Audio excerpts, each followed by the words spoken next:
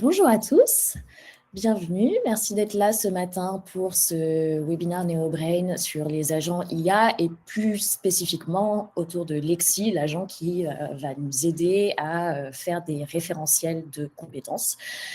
Je suis Pauline Murat, responsable marketing, et aujourd'hui je vais animer la session avec Lucas et Caroline. Avant qu'on rentre dans le vif du sujet, quelques précisions sur ce webinaire. C'est un webinaire qui est live mais enregistré, donc oui, vous aurez le replay à la fin. On est là pour à peu près 30 minutes. On va faire 20 minutes de présentation avec une démo en live et on prendra vos questions, bien entendu, à la fin. N'hésitez pas à utiliser l'onglet questions pour les poser tout au fil de l'eau. On pourra justement les récupérer et vous aurez également quelques sondages qui vont sortir. Donc, n'hésitez pas à regarder. D'ailleurs, on va en publier un tout de suite autour de l'IA afin de savoir où vous en êtes. Hop, donc ouais, tout le monde se connecte, super. Et on va se lancer. Donc, comme je vous le disais, on est là avec Caroline et Lucas qui vont vous présenter Lexi. Je vais vous laisser vous présenter. Bonjour à tous, donc moi je suis Caroline Koenig et je suis experte des solutions NeoBrain. Et bonjour à tous, Luc Après-Martin et je suis référent commercial chez NoBrain. C'est un plaisir de tous vous retrouver aujourd'hui. Merci. Et on a Lexi, qui est notre troisième collaborateur, notre agent IA référentiel, qui va vous être présenté. Donc aujourd'hui, de quoi on va parler? On va parler des référentiels de compétences. Qu'est-ce que c'est? Quel est le contexte aujourd'hui? Comment Lexi, notre néo-agent, va pouvoir vous accompagner dans ce chantier RH? Et enfin, on laisse place à vos questions en direct. Je vais laisser la parole à Lucas. Oui, merci Pauline. En effet, avant de rentrer dans le vif du sujet avec Lexi, on voulait, c'était important pour nous de prendre un peu de hauteur et de voir, comment, le sujet du référentiel est vu, par vous, par les ressources humaines. Et en fait, on se rend compte que c'est un peu un serpent de mer, le référentiel, c'est le caillou dans la chaussure. Concrètement, c'est des projets qui prennent, des mois, voire des années à se monter, à se construire. C'est des projets qui sont très chronophages en termes de temps, de ressources allouées, aussi bien côté RH, côté manager. Ce sont des projets où souvent aussi ça nécessite de l'accompagnement externe notamment. On pense à des cabinets de conseil qui sont spécialisés, qui vont accompagner des organisations pour créer, contextualiser et structurer des référentiels de compétences. La problématique qu'on a, c'est que ces référentiels, souvent, ils sont programmés pour une certaine obsolescence. C'est-à-dire qu'on va avoir des référentiels qui vont être maintenus sur des Google Forms, sur du Excel. Et on le voit, je pense qu'on le voit tous au quotidien, on a des compétences et des missions, un contexte qui évolue très vite, notamment avec l'IA, mais avec d'autres sujets. Et en fait, on se rend compte qu'on a 40% généralement des compétences qui, au bout de 2 ans, a évolué, s'est transformé et déjà obsolète. Donc, il est nécessaire de pouvoir faire évoluer ces référentiels dans le temps. Pour autant, quand on travaille sur Excel, en fait, on est sur une maintenance qui est très vite compliquée. C'est beaucoup de lignes, beaucoup de doublons, beaucoup de temps passé pour retraiter ces documents et donc c'est pas efficient. C'est pas du tout efficient et c'est vraiment pour ça qu'on a pensé, à de nouvelles technologies chez NeoBrain et notamment à Lexi. L'objectif de Lexi, Pauline, si tu peux, avancer, c'est vraiment de vous simplifier la vie. Je laisserai Caroline vous présenter la solution, mais l'idée, c'est, de pouvoir en fait, vous aider à créer un référentiel en un temps record. On le disait, la création d'un référentiel emploi compétences, ça prend un temps monstrueux. Globalement, on parle de 6 à 18 mois de mobilisation de vos équipes, aussi bien métier, terrain que RH.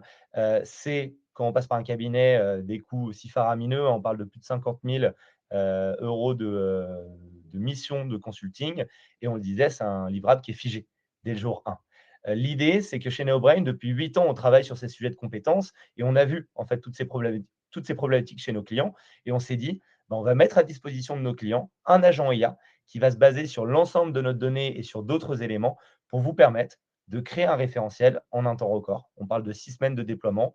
On parle également d'un investissement qui va être très intéressant. On parle de coûts divisé par 5 et surtout d'avoir une solution qui va être dynamique, évolutive dans le temps et qui va être contextualisée avec votre secteur d'activité et avec les sujets de transformation que vous vivez au quotidien. Et je passe donc la main à Caroline sans plus attendre pour vous présenter Lexi. Merci beaucoup, Lucas. Donc, effectivement, on ne va pas vous faire patienter plus longtemps.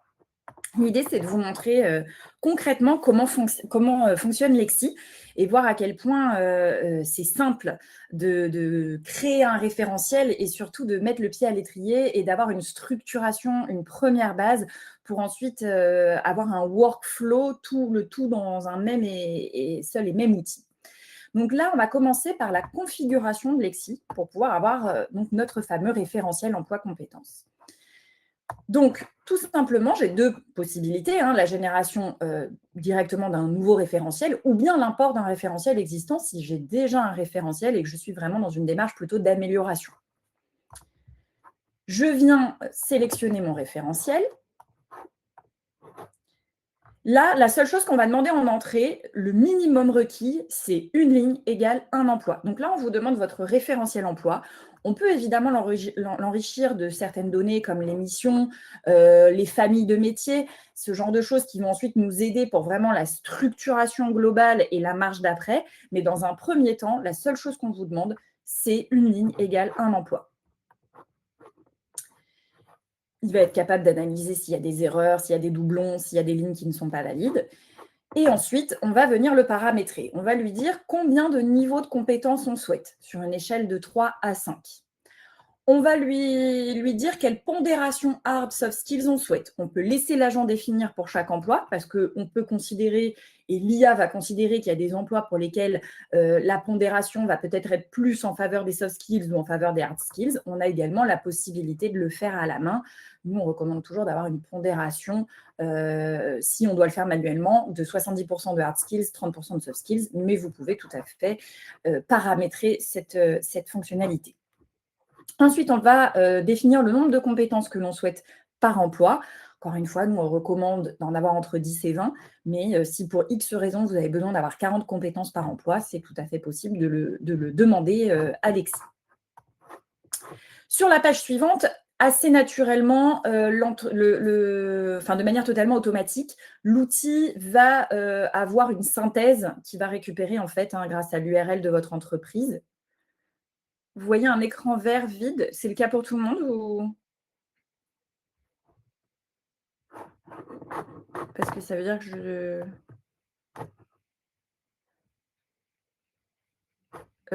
Pauline. Non, tu partages ton écran. Ok, très bien, merci beaucoup. Très bien, super. Bon, je continue. Je suis désolée s'il y en a qui ne voient pas. Visiblement, ça vient plutôt de vous. Encore une fois, il y aura le replay qui sera disponible pour voir les écrans. Donc, le référentiel va venir utiliser la synthèse directement depuis l'URL de votre entreprise. Donc là-dessus, en général, c'est déjà précomplété. On peut rajouter ce qu'on veut. Et puis surtout, on va pouvoir rajouter en quelques lignes les enjeux stratégiques pour la génération de référentiels. On peut avoir des enjeux stratégiques qui est, nous, on est dans une phase de croissance externe assez rapide. On est dans une phase de digitalisation. On est dans une phase, au contraire, où on a un peu plus envie d'orienter développement durable, notre référentiel de compétences, etc. On peut lui donner ce genre d'informations qui vont l'aider à contextualiser la création du référentiel. Et puis, on peut également télécharger des documents de contexte. Et ce sont ces documents, par exemple, les rapports stratégiques type CAP 2030, ce genre de rapports qui vont faire que votre Lexi ne sera jamais le Lexi d'une autre personne.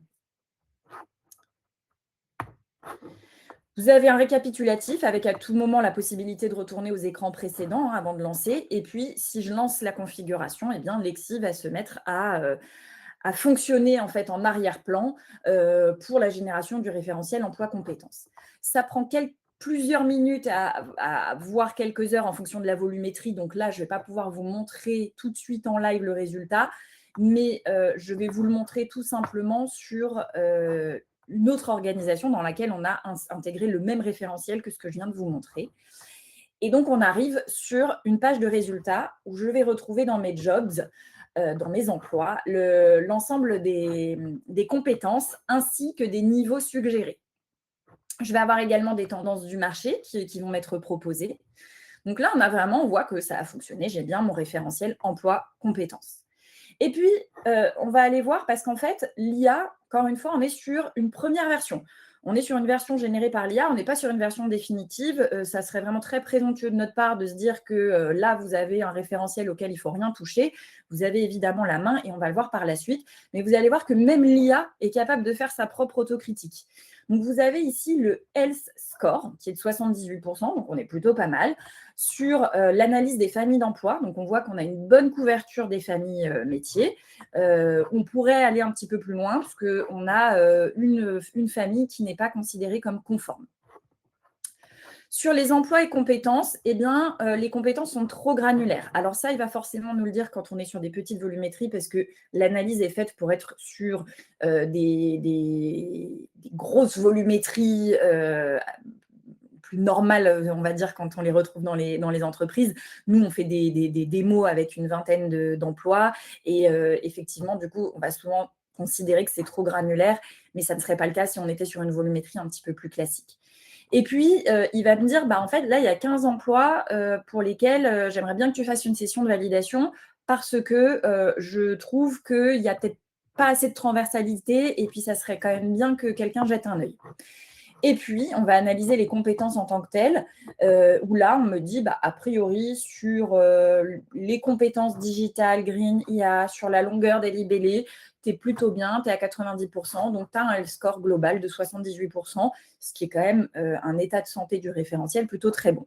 Mais là, on voit que là où ça pêche, ça va être la partie validation, et donc je vous propose qu'on aille tout de suite créer la session de validation de ces métiers qui restent à valider. Donc là, par exemple, je peux mettre validation métier 2026. Je mets une date d'échéance, par exemple, à la semaine prochaine. Et puis, je vais pouvoir sélectionner un valideur RH et des experts métiers. Donc là, par exemple, je vais définir Lucas en expert métier. Et je crée la session de validation. Donc, de manière très facile, j'ai sélectionné mes emplois, j'ai créé ma session. On va aller tout de suite retrouver cette session dans mon onglet des validations, où là, on va bien voir que j'ai un certain nombre de sessions qui sont en attente. Et donc, la possibilité, puisque je suis valideur RH, d'aller valider les métiers. Donc, j'ai un petit mémo qui me rappelle, parce que je suis pas, surtout si je suis expert métier, je ne suis pas forcément experte de la validation de compétences. Donc, on a besoin de me rappeler c'est quoi un emploi, c'est quoi une compétence, pourquoi tel niveau de compétence, etc. Puis, j'ai la possibilité de dire que je ne veux pas qu'on me réaffiche ce conseil, parce que si je dois me connecter 10 fois, ça va vite m'embêter d'avoir ce petit rappel à chaque démarrage de session. Et donc là, de manière très facile, aisée, encore une fois, adios le fichier Excel avec je ne comprends pas quelle entrée et où, etc. Là, il n'y a rien de plus simple, c'est très intuitif. Chef d'équipe maintenance, il y a des compétences, il y a des niveaux, je peux les modifier, je peux supprimer des compétences, je peux ajouter des compétences. Et puis, si je suis d'accord avec ce que j'ai vu, je peux avoir une vision sur la matrice complète des emplois qui m'ont été assignés. Donc, ça permet de me dire, là, j'avais mis un niveau 2 sur cette compétence pour cet emploi. Si lui, il est à niveau 2, alors celui-là est plutôt à niveau 3. Donc, ça me permet aussi de rééquilibrer mes niveaux, d'avoir cette vision-là. Et une fois que je suis d'accord avec ça, je valide et on passe à la suite. J'ai donc, en tant que RH, la possibilité d'avoir vraiment une vision sur où j'en suis, le nombre d'emplois, donc le nombre de compétences, est-ce que ça a été assigné, ça a été validé, par qui ça a été validé. Là, c'est uniquement validé RH, donc il va me manquer la validation métier, etc., etc. Donc, je peux piloter tout le workflow de validation, voir où j'en suis, envoyer des relances. Et donc, on est vraiment, encore une fois, dans cette simplification du workflow. Donc, si je conclus sur Lexi et ce que je viens de vous montrer, on est vraiment dans l'idée de donner une structure au référentiel, puisque j'aurai bien mes emplois, mes 15 compétences que je lui ai demandé directement créées en quelques minutes. Et on est bien sur la mise à disposition d'un workflow de validation facilité, intuitif, et qui permet de travailler tous au même endroit, en même temps si on le souhaite. Donc, on est vraiment là encore une fois, on ne vient pas remplacer les équipes RH ni les experts métiers. On vient juste donner une structure et donner la possibilité d'aller valider, rajouter, se baser sur quelque chose qui est quand même de qualité pour aller un cran plus loin et pour affiner cette création de référentiel emploi compétences. Et puis, grâce au Health Check, on est dans la maintenance de ce référentiel puisque je peux continuellement voir où j'en suis, voir s'il n'y a pas également des compétences émergentes qui me sont proposées dans la partie news et ensuite aller rajouter ces compétences, etc., etc. Donc, on est vraiment dans une boucle continue d'amélioration et de maintenance du référentiel. Voilà pour la présentation de Lexi et je repasse le micro à Lucas pour vous présenter la suite. Ah oui, alors Oui, non, tout à pardon. fait. Oui, vas-y, tu veux. Tout à fait, Caroline. Merci. Pour synthétiser, vous l'avez compris, Lexi, c'est un outil qui est simple, intuitif. L'idée, c'est vraiment de construire un référentiel sur la base de vos données internes, mais pas que. Et c'est ça vraiment toute la force de Lexi, c'est que on va se baser sur votre donnée interne pour construire un référentiel. En parallèle, Lexi va aller analyser ce qui se passe sur le marché pour en faire ressortir des tendances et identifier des compétences qui sont émergentes ou en voie d'obsolescence. Donc, confronter vos données internes avec ce qui se passe dans votre secteur d'activité. Et surtout, le troisième point qui est l'élément clé, je vous le disais en préambule, ça fait 8 ans qu'on travaille sur le sujet de la compétence. Chez NeoBrain, nous avons des référentiels de compétences avec plus de 33 000 compétences identifiées. Et Lexi va aller puiser dans cette donnée pour vous permettre d'avoir une donnée propre et utilisable derrière. Et enfin, pouvoir la valider, comme Caroline vous l'a présenté, avec l'apport de vos experts métiers, le piloter, l'activer et surtout le maintenir, puisque c'est encore ça l'objectif, hein, c'est d'avoir une donnée qui va être vivante dans le temps. Et précision, l'ensemble des données sur Lexi est exportable en format CSV, donc va être capable de s'intégrer dans l'ensemble de votre paysage SI demain et être réutilisé voilà, pour l'ensemble de vos process RH.